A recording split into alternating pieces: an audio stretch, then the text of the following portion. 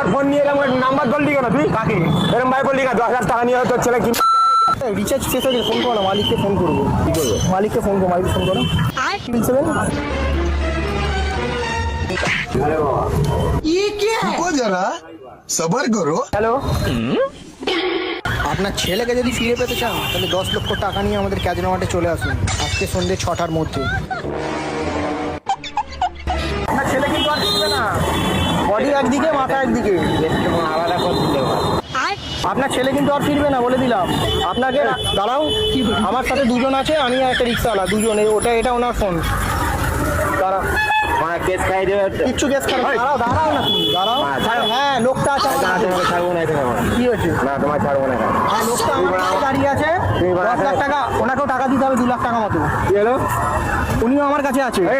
এই দিবা এই বিপ্লব, কি বিপ্লব? এই রাজু এরকম ভাবে কেস করলে কেন? তুমি কেস করলে আমার ফোন দিয়ে এরকম কথা বলতে কেন? কে ফোন করছে?